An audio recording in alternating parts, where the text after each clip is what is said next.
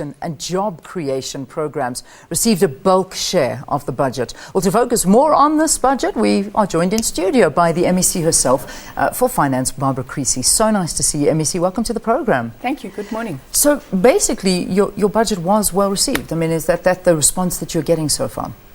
I think so. I think that there is appreciation that these are difficult times for our province and for the country as a whole. Obviously, we have on the one hand our Premier's ambitious 10-pillar program of transformation, modernisation and reindustrialisation. We have high rates of in-migration into Gauteng, almost 1.8 million people moving into the province over the last 5 years. And that clearly puts lots of strain on our social service delivery. So with the almost 3 billion rand cut over the medium term, this wasn't an easy budget to put together. Yeah. Well, let's break it down a little bit and we can talk, I suppose, about so many aspects of it. But Gauteng accounts for 24% of the population. Other figures, 13.2 million residents is what we're dealing with. How does the budget talk to the residents of Gauteng? How is it expected to help and better their lives?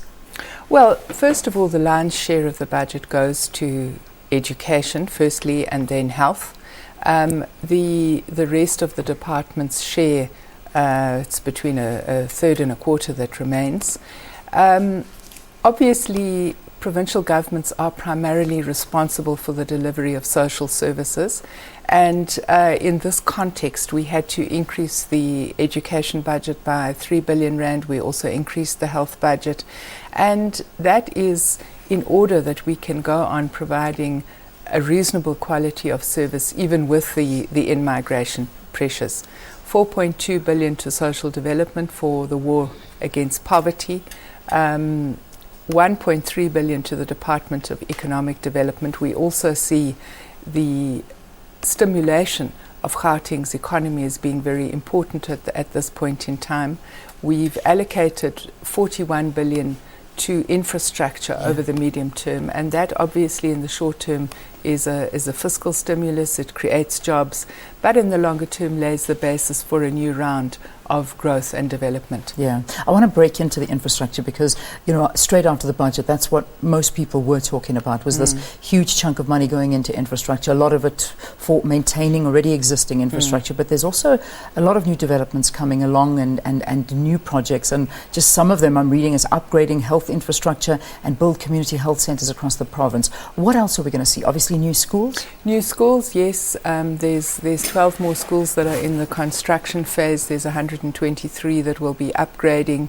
There's also schools that we will be upgrading so that they can fit into MEC Lesufi's paperless classroom concept. Road development. I think that we've just completed the upgrade of the N12. Big upgrade on the go of the N14, a lot of money in that budget. Also the connecting road between Vereeniging and Alberton, one of the trunk roads to Lenasia. So there's a lot of money for new road construction. None of the roads will be tolled. So we're happy to hear that here in Gauteng, yeah. But over 300 million to continue our broadband network. We're trying to connect up all government buildings to high-speed broadband in the province, and that's obviously important because it allows us to modernise government services on the one hand, but on the other hand, because we're connecting structures in the township, we're starting to deal with the issue of the last mile of connectivity, and that opens up the possibilities for different kinds of industries in the townships themselves. Yeah. What about cost containment? Because I mean, we've just been hearing about budget cuts all over the country, and we find ourselves in very tough times. Downgrades are something we're looking at, unfortunately, on our economy. What are you doing as a province to cut back? Well, we are firstly obviously cutting out the nice to haves. Catering, cut back on travel, accommodation. We want to look at whether we can have more efficiencies out of our telecommunications. We've saved about 100 million on those kinds of things over the last year. We're predicting we can save almost 500 million over the next 3 years. Containment of the wage bill. We want to make sure that there is money for salaries of doctors, nurses, teachers, social workers, frontline staff. We're saying to departments that where they've had high vacancy rates for a long period of time and where they are meeting their targets, they should consider abolishing those vacant posts.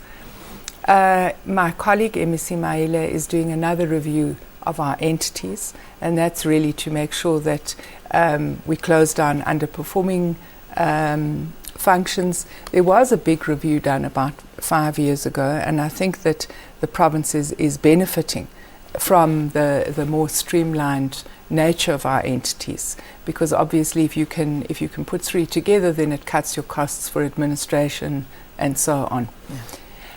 Own revenue is a big area for us. We've done quite well over the last 3 years, increasing our collection from things like vehicle licenses.